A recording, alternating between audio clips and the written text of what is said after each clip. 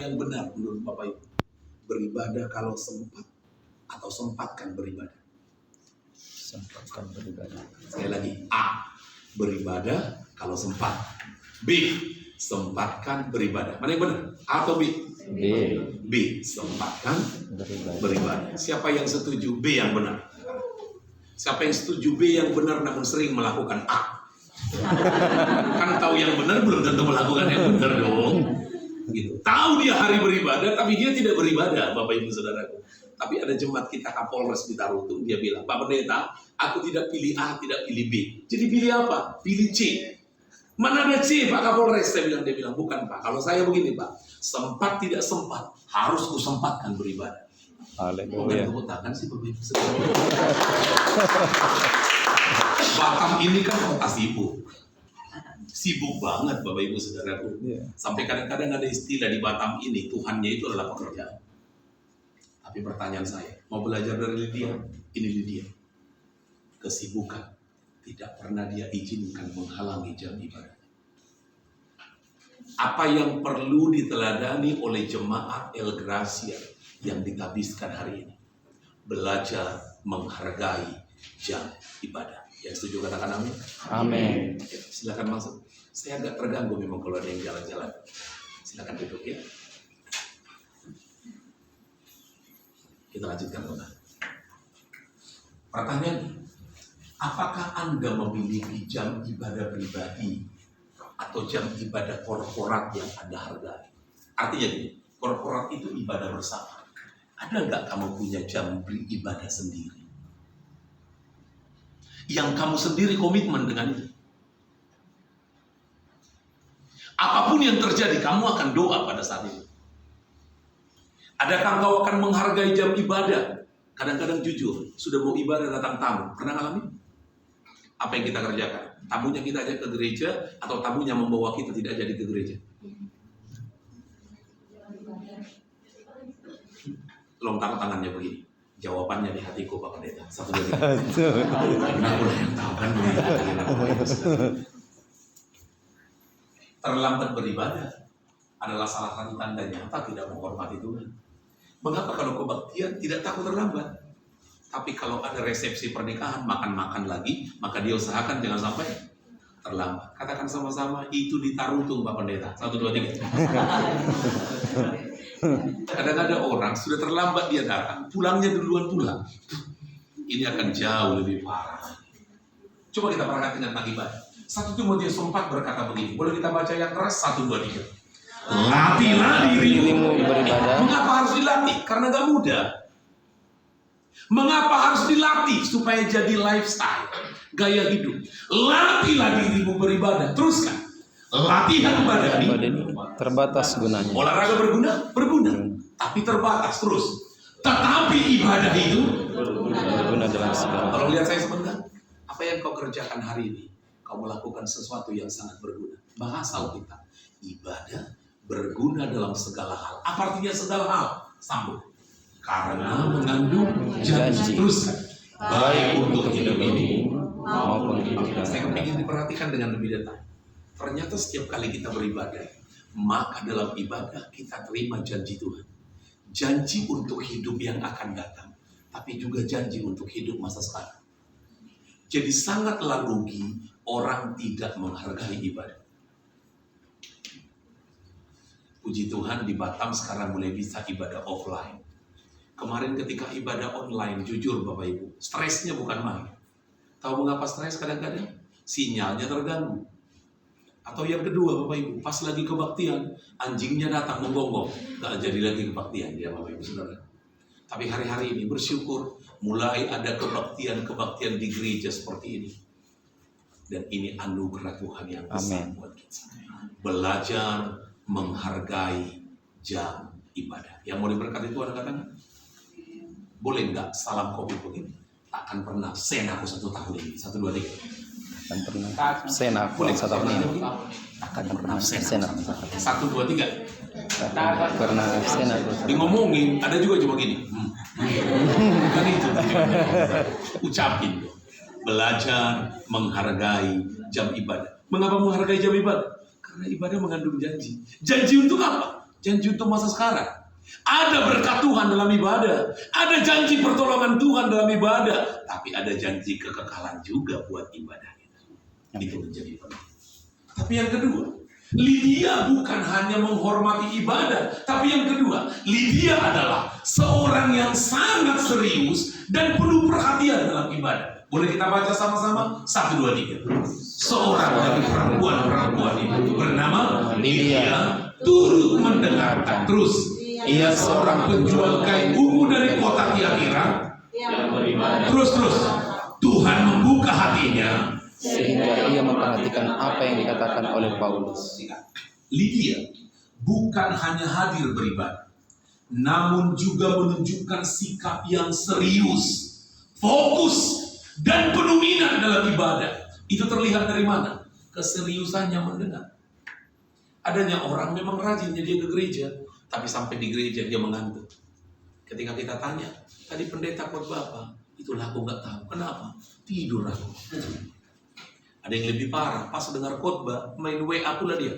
Dari mana kita tahu? Saya tanya dia, kamu di mana? Dibalas, lagi di gereja. Oh, ngapain sekarang? Lagi dengar khotbah, khotbahnya nggak enak tahu. Kata dia berarti, ketika dia sedang lagi kebaktian, dia sedang lagi balas WA. Katakan sama-sama, itu ditaruh tuh Pak Pendeta. Ada jemaat kami di Tarutung. Ketika saya ngomong, saya bilang, kenapa saya telepon nggak bisa tadi Bapak? Ibu, saya tadi telepon pagi-pagi nggak bisa. Pak Pendeta, ketika saya pergi ke gereja, saya memutuskan handphone akan kutinggalkan di rumah. Aku tidak akan bawa itu selama aku kebaktian. Nanti pulang kebaktian baru ku buka. Nanti ku telepon ulang siapa yang menghubungiku. Coba ucapkan sama-sama. Keren juga itu 1, 2, 3. Keren juga itu. Bagi banyak orang duit itu Pak, nanya rekening itu Pak susah Pak. Saya senang dengan ayat ini. Jikalau engkau baik-baik mendengar. Ternyata beribadah itu bukan hanya mendengar. Jikalau engkau baik-baik. Hasilnya perhatikan. Segala berkat ini akan datang kepadamu. Jangan hanya hadir beribadah, tapi seriuslah beribadah. Berapa lama sih di gereja? 2 jam. Paling 1 jam, 2 jam paling lama. Tapi siapa yang mau jujur buat pengakuan dosa? Kadang 1 jam, 2 jam di gereja, setengah jam itu dia pakai untuk berpikir yang lain. Makan apa habis ini? Jangan-jangan tiba-tiba datang hujan, kain.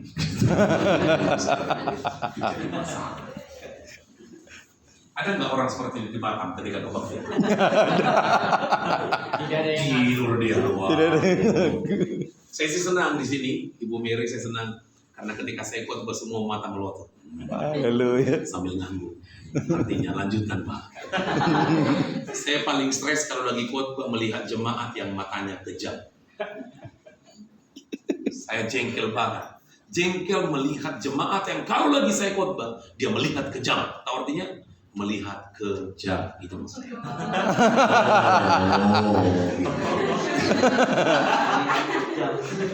Itu maksud saya kejam Bapak Ibu. Saya senang banget ketika jemaat ada 2 jenis anggukan kepala. Kalau dengar pendeta khotbah, anggukan kepala yang pertama coba kita praktekkan, seimbang ke atas dan ke bawah. 1, 2, 3. Yang begini akan membuat pendeta makin semangat khotbah. Anggukan kepala yang kedua, angguknya pelan ke bawah, naiknya kaget. Coba kita praktekkan. Yang ketawa biasanya pengalaman. Nah, yang agak marah lihat saya, dialah pelaku utama. Ada yang begini, ada yang begini. Tapi saya bersyukur. Ada seorang pendeta teman di Medan. Dia pasang CCTV di gereja. Kan kurang kerjaan juga itu pendeta. Tapi ketika dia buka CCTV itu dia kaget. Hasilnya 90% jemaat ketika dia sedang khotbah sibuk dengan main handphone. Betul mereka datang beribadah seperti Lydia, tapi mereka tidak menghormati Tuhan saat di gereja. Belajar dari Lydia, bukan hanya menghormati kebaktian, dia datang tepat waktu, tapi di ibadah itu pun dia tahu Tuhan sedang kuundang di sini. Tidak seharusnya aku bermain-main di gereja. Yuk salam kopi di sebelahnya lagi. Kamu harus seperti Lydia. 1, 2, 3. Harus seperti dia. Enggak nanti kamu jadi Lydia kandung. Perhatikan keseriusan Lydia dalam Alkitab kita. Ada 3 kata yang diungkapkan Pak Sete. Yang pertama, ketika ibadah Lydia mendengar. Lydia memperhatikan, Lydia membuka hati. 3 kata ini kan 3 hal yang penting loh. Kalau di gereja, saya berdoa semua jemaat yang ada di El Christ ini adalah setiap kali ada kebenaran firman Tuhan disampaikan, kau harus mendengar. Amin. Bukan hanya mendengar, kau harus memperhatikan. Amin. Bukan hanya itu, kau harus membuka. Amin. Itu menjadi sangat penting. Yang mau diberkati Tuhan, berikan tepuk tangan.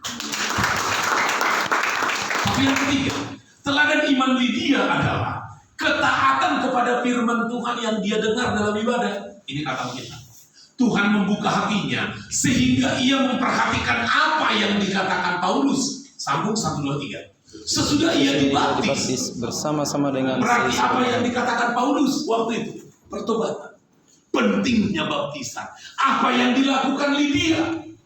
Dia melakukan apa yang dikatakan Paulus. Kesimpulan saya, ada apa dengan Lydia? Bukan hanya datang ke gereja, bukan hanya serius mendengar, tapi lebih penting, setiap hal yang dia dengar, dia juga sangat komitmen melakukan.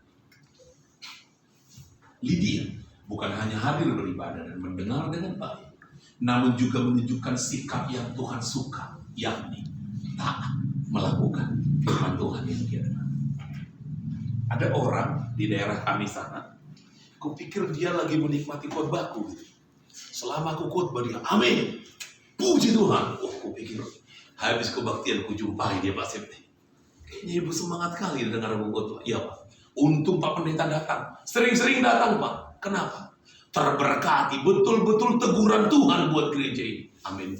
Yang mana? Poin yang pertama kena Ibu Gembala. Poin yang kedua, para penatua itu semua kena. Poin yang ketiga, pas di belakangku, kena dia Pak. Saya bilang, kalau ibu tidak kena, aman. Jadi kalau dia ke gereja, kerjanya dia jadi koordinator firman. Dia bagi-bagilah firman itu. Sekarang kena. Sana itu. Sekali lagi katakan, orang tarutung itu satu banyak. Setiap kali dengar firman, itu untuk saya. Bahkan ada orang yang kadang-kadang saya tanya gitu ya. Suatu hari dia datang ke gereja Pak Sete. Gereja salaman. Minggu depan datang lagi. Sampai 1 bulan datang terus. Bulan depannya dia salam saya. Ini persepuluhan saya Pak Gembala. Duh, saya bilang Pak, persepuluhan bukan ke saya. Kasih ke tempat persembahan di depan.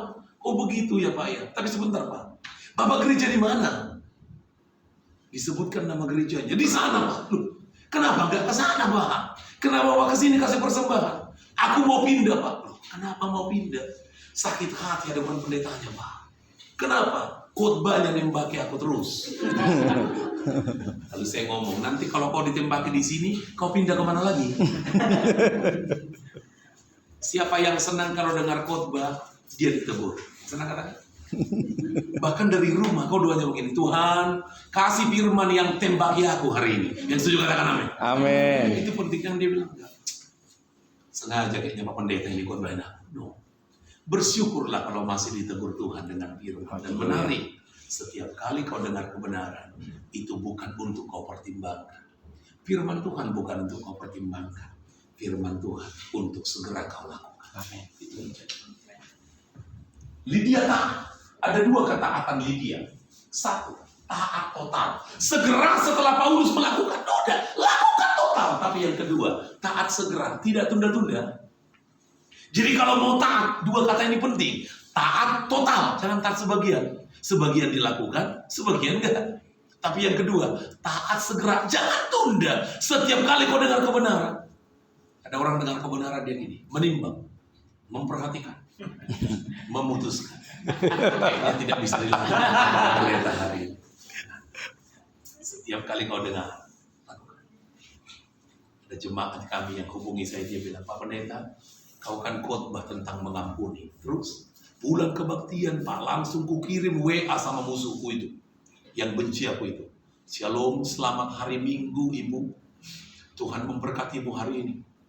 Aku sudah mengampunimu, aku juga minta ampun buat kesalahan. Begitu Ibu, saya bilang, iya. Terus dibalas. Apa balasnya?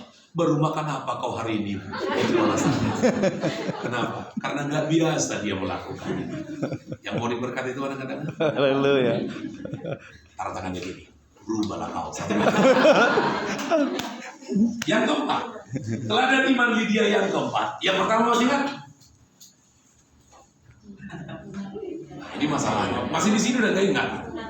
Takutku ditanya orang, tadi kau kebaktian di mana? Di Gap Kineris. Apa khotbahnya? Itulah lucu tapi aku nggak tahu lagi. Itu kan masalah gitu Bapak Ibu Saudara. Dia menghargai jam ibadah. Tapi yang kedua, dia serius di kala beribadah. Tapi yang ketiga, dia melakukan, dia mempraktekkan apa yang dia dengar dalam ibadah. Sekarang yang keempat, Lydia memiliki perubahan hidup yang berdampak kepada keluarga. Ini kata Alkitab, boleh kita baca sama-sama? Sesudah ia dibaptis bersama-sama dengan seisi rumahnya. Sekali lagi sampai di sini. 1, 2, 3.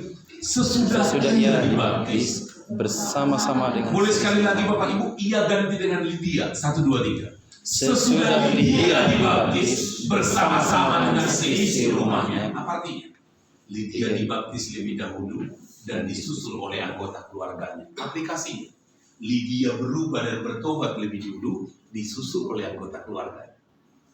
Masalah banyak orang adalah dia rajin ke gereja, tapi keluarganya tidak pernah melihat perubahan hidup.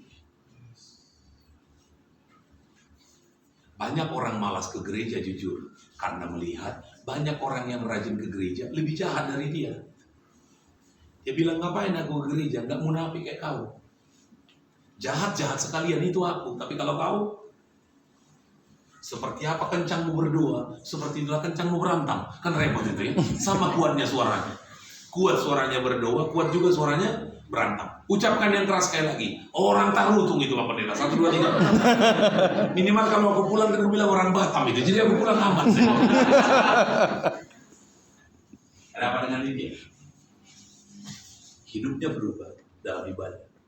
Tapi dengar, perubahan hidup itu tidak di gereja. Perubahan hidup itu dia bawa ke rumah. Ada yang bilang sama saya begini, Pak Pendeta, mengapa yang anggota keluarga aku sulit kubawa kepada Tuhan?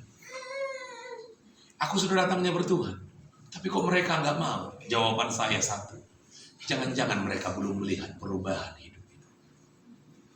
Tidak ada yang bisa menolak perubahan hidup. Kalau berubah, dia bisa menolak nama Yesus dari mulut. Tapi dia tidak pernah bisa menolak perubahan hidup yang dikerjakan Kristus dari hidup.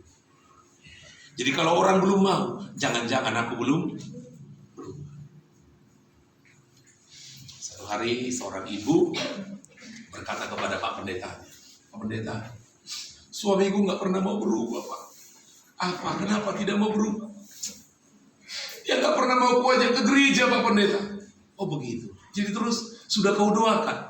Sudah 2 puasa aku Pak, sudah 2 semalam suntuk, sampai suntuk pun aku Pak. Dia tetap tidak mau ke gereja. Boleh tahu alamat suamimu? Dikasih alamat kantornya. Pak Pendetanya pergi, rupanya beliau belum datang. Dia tunggu di ruang tunggu, dia lihat dari jauh kayaknya itu suaminya. Bapak itu menyapa dia, selamat pagi, sebentar ya Pak. Pendeta udah bingung, kok lama banget. Sekretaris persilakan masuk, ketemu. Ya Pak, selamat pagi, silakan duduk. Ada yang bisa saya bantu? Perkenalkan Pak, saya pendeta. Oh langsung dia gini, terhormat sekali Pak, kantor saya didatangi pendeta. Aduh senang kali. Pendeta di mana Pak? Saya pendetanya Ibu. Waduh, senang banget pendeta istri saya boleh datang ke kantor saya. Makasih Pak, makasih. Pendeta makin bingung nggak? Makin bingung. Lalu ditanya lagi, boleh tanya Pak? Boleh. Apakah Bapak keberatan Ibu ke gereja? Oh tidak Pak. Tidak. Kenapa Bapak tidak mau ke gereja? Aku takut Pak. Takutnya apa? Karena aku tengok istriku Pak, sejak rajin ke gereja. Aduh, nyerocos terus Pak. Aku tengok. Gak mau aku pakai dia nanti. Pak Pendeta pulang. Dia bilang, Ibu sekarang saya sudah tahu. Mengapa suamimu tidak mau ke gereja? Karena dia tidak pernah melihat kau berubah. Mulut ibu itulah. Sejak itu ibu ini tidak lagi berdoa begini, Tuhan ubah suamiku. Itu dulu, sekarang enggak. Tuhan ubah. Bahkan kadang dia pegang, Tuhan ini ubah. Salah satu ciri orang Pentakosta suka berdoa, suka berpuasa. Tapi tahu nggak mengapa puasa? Karena punya pergumulan. Dia sakit, punya kebutuhan uang, anak kuliah, itu dia puasa. Tapi saya berdoa cuma El Christ, dia akan puasa. Pasangan menanya, kenapa kau puasa? Ada yang kugumuli, apa? Jabir. Saya berubah ini. Itu baru keren. Jarangnya orang mau berdoa untuk karakter jeleknya. Untuk kebutuhan hidupnya dia suka berdoa. Tapi untuk karakternya tidak. Kembali ke cerita ibu ini. Dia mulai berdoa, dia bilang, Tuhan, sebelum kau mengubah suamiku, ubahlah aku lebih dulu. Mulai belajar. Suaminya ini kalau hari Minggu pagi suka mancing, ujung-ujungnya mancing keributan gitu. Awalnya mancing biasa, ujung-ujungnya mancing keributan. Tapi pagi itu enggak. Dia bangun pagi ibu itu, dia siapkan bontot suaminya. Dia siapkan pancingnya, dia bangun nih, Pak. Bangun ya, Pak. Kenapa? Ini pancingmu, ini bontotmu. Memancing kan? Maksudnya iya, aku ke gereja dulu. Maksudnya iya, pergilah Papa. Nanti baik-baik Papa di sana ya. Suaminya gini. Baru makan apa ini? Karena biasanya udah ngamuk dia di pagi-pagi. Pulang suaminya, rupanya udah kelaparan. Dia cepat-cepat jalan, dia senggol pas bunga pecah. Langsung dia tutup kedua telinganya. Mengapa dia tutup? Karena akan dengar ngerocos bentar lagi. Ternyata ibu itu tidak marah. Bapak itu buka matanya dua-dua.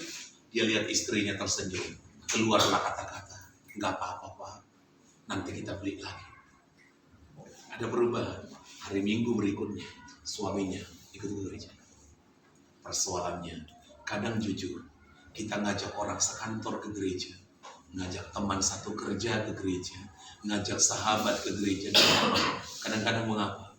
Dia belum melihat perubahan hidup kita. Ada apa dengan Lydia? Sekali lagi, Lydia bukan hanya datang beribadah. Lydia bukan hanya serius beribadah. Lydia bukan hanya melakukan firman yang dia dengar, tapi yang keempat, perubahan hidup Lydia itu dilihat oleh orang-orang sekitar. Tapi yang terakhir, Lydia membalas kebaikan Tuhan dengan melayani pekerjaan Tuhan. Kita baca sama-sama ayat 15, 1, 2, 3. Sesudah ia dibaptis bersama-sama dengan seisi rumahnya, ia mengajak kami, katanya, jika kamu berpendapat bahwa aku sungguh-sungguh percaya kepada Tuhan, marilah menumpang di rumahku. Ia mendesak sampai kami menerima. Pertanyaan saya, pebisnis sibuk nggak? Sibuk. Pebisnis suka nggak terima tamu? Kalau pedagang nggak suka terima tamu, terima pelanggan suka. Karena terima tamu itu merepotkan, capek, ngurus semua. Tapi Lydia tidak. Ketika dia sadar hidupnya sudah dijamah Tuhan, maka tiba-tiba dia bilang sama pendeta Paulus dan Silas, kalau benar-benar kalian anggap aku percaya, kalian jangan berkeliaran di mana. Kalian tinggal di rumah. Aku akan layani kalian, aku akan urus kalian. Sejarah gereja mencatat, rumah Lydia akhirnya dia persembahkan kepada Tuhan. Menjadi home church yang pertama di Eropa adalah rumahnya si Lydia ini. Ada apa dengan Lydia? Lydia juga rindu melayani Tuhan dengan apa yang ada padanya. Saya mengalami itu dari Ibu Mary.